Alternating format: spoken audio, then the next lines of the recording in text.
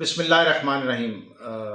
خواتین و حضرات، پاکستان کا عام آدمی موجودہ جو اسلام آباد میں صورتحال ہے اس کے بارے میں کیا سوچ رہا ہے؟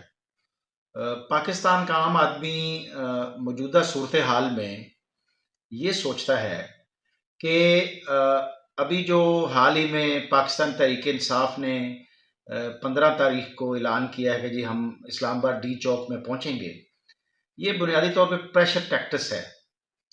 دوسرے فریق جو اس وقت حکومت کے مزے لے رہے ہیں وہ یہ کہتے ہیں جی یہ ملک دشمن ہے، یہ جناب جتھا ہے، فلاں ہے فلاں۔ ایسی بات نہیں ہے، ملک دشمن کوئی بھی نہیں ہے۔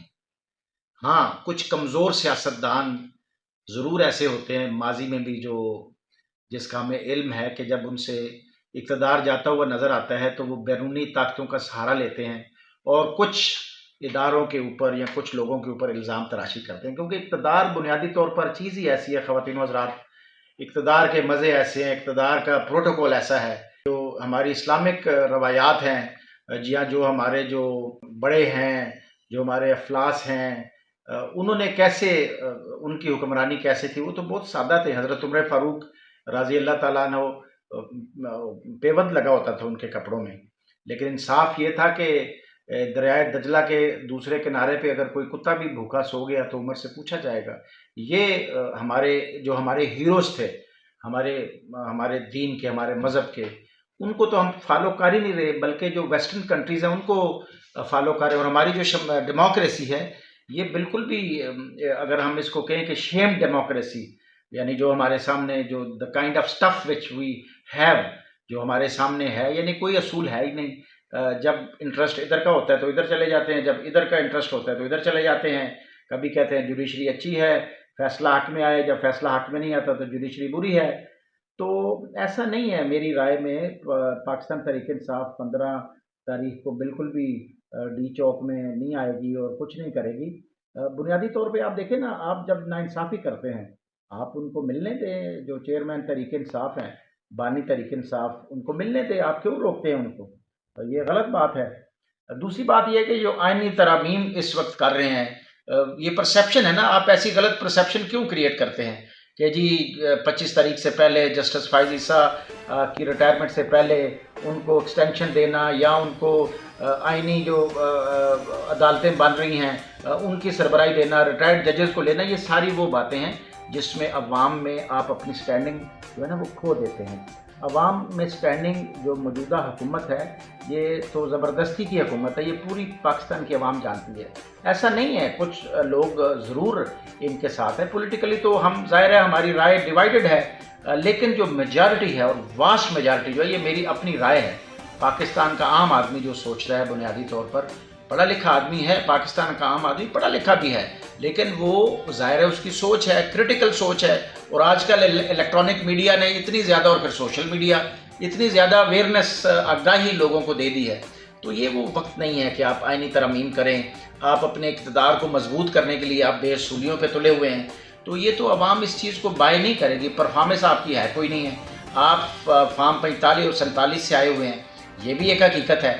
آپ ڈیلیور کریں اور آپ کی جو کریڈیبلٹی ہے نا، ٹھیک ہے آپ زور زبردستی سے اس وقت اقتدار میں بیٹھے ہوئے ہیں۔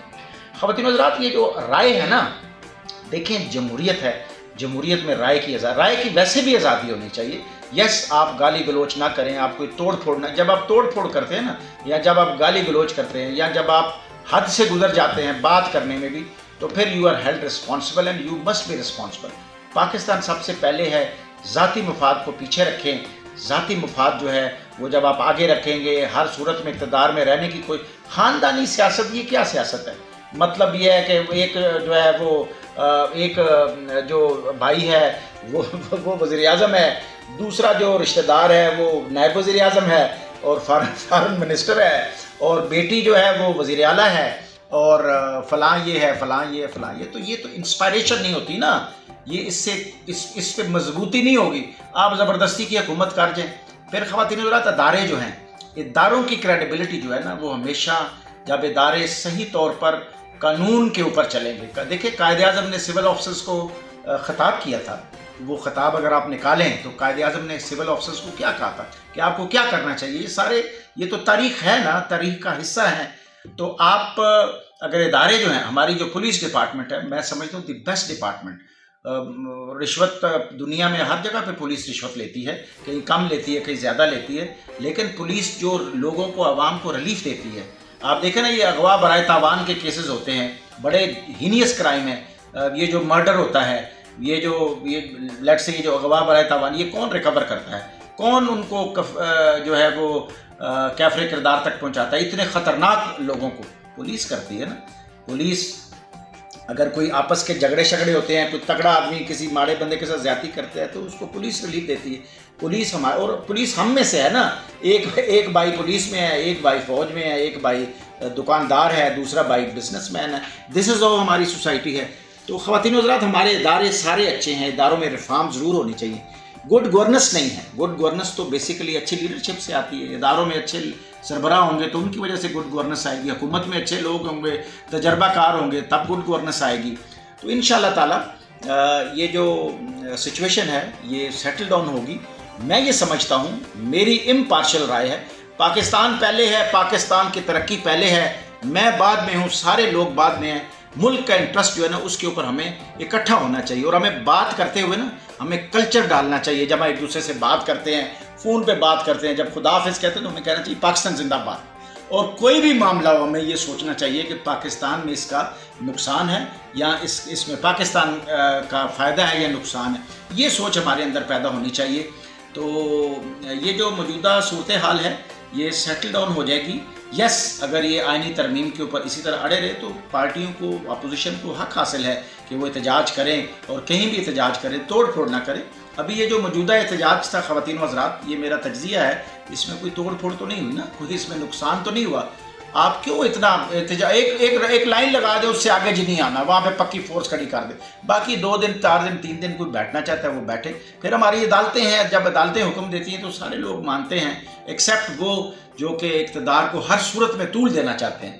ابھی آپ دیکھیں نا، میٹھا میٹھا ہپ ہپ کوڑا کوڑا تھو تھو، مطلب 8 ججز نے فیصلہ کیا اسپیشل سیٹوں کا، ریزرو سیٹوں کا، اور اس کے اوپر آپ نے اتنا، آپ اپنے آپ کو تاریخ میں، آپ اپنے آپ کو اتنا ملائن کر رہے ہیں، یعنی کہ ایک داغ لگ رہا ہے آپ کے اوپر. یہ اقتدار تو گزر جائے گا، پہلے بھی اقتدار لوگوں کے پاس آئے، گزر گئے، لوگ ریٹائر ہو گئے اقتدار سے، لوگ دنیا سے چلے گئے، یہ ٹائم بھی گزر جائے گا. لیکن عدالتوں کا مذاق نہیں اڑایا. سپریم کورٹ ہے، نو پیرلر کورٹ. یہ پاکستان کی عوام کی میجارٹی جو ہے اس کی یہ رائے ہے، لہٰذا عقل کے ناخن لینے چاہیے. پاکستان زندہ باد.